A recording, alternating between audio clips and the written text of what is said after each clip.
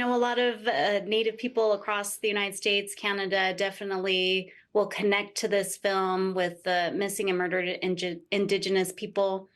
Why was that important for you to cover this important issue? Michiana and I, while we were writing the script, we just thought, um, Michiana's mom is works a lot in advocacy and in that area, and I had done work for years prior with the National Indigenous Women's Resource Center, and I don't know, we were telling a story about language revitalization, and we were telling, there were all these things, and it was like, well, we can't really tell this story without talking about these topics. And like, as like you go online and it's hardly a day goes by where you don't see a missing poster coming across our social feeds. And I think that there's just so many people in this country that don't realize that this epidemic exists, and that and how traumatic and how impactful it is on our communities.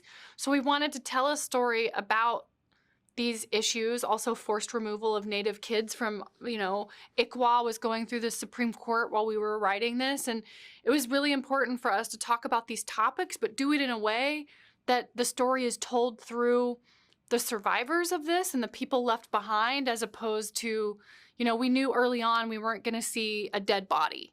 Like, we've seen enough dead bodies on the screen, and we weren't going to go into the gruesome details about the violence, but what we were going to talk about is how our love for each other, our communities, and our culture help us to survive these things. And through Jackson Roki, I hope we were able to bring some humanity to these topics that are often treated in Hollywood, in my opinion, without a lot of humanity.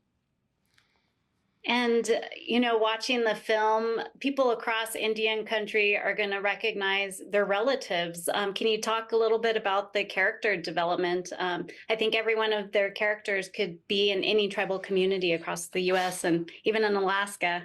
Yeah, I mean, right? Like, we all have a JJ in our lives. We all have, we all know a Sapphire. I think we really wanted to bring, we were just writing our friends and family members into these characters, and they're layered with like real Indigenous love, like we cared about these characters and we curated them and we built them in a way that mirrored the people in our lives that we love and respect so much, and our heroes. Jax is an amalgamation of my mom and my aunties and like queer folks that have like guided me through my journey, on this earth. And so I hope people do recognize people and themselves, and that they feel excited and inspired and represented, when they watch this film, and they get it, right? Like, there's some things that when you watch this film, you're only going to get it if you're Native.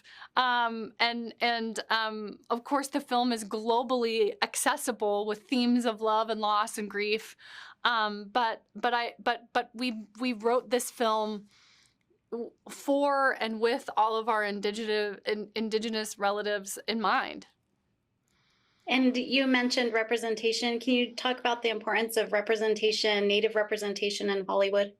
Yeah, I mean, I think it's like, we've been around, like we've been telling stories. We've been using storytelling as a vital part of our existence for thousands of years.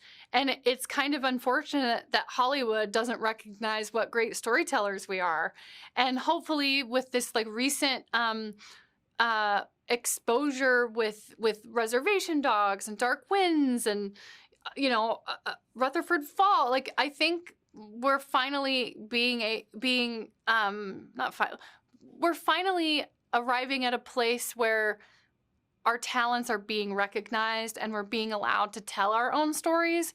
And, I'm optimistic but guarded that like this will continue, because we're certainly not going backwards, but it's about time, and and Hollywood still hasn't done enough, right? There's still so much work to do, and there's still so much more so many more stories to be expressed. So I'm hopeful that there'll be more to come.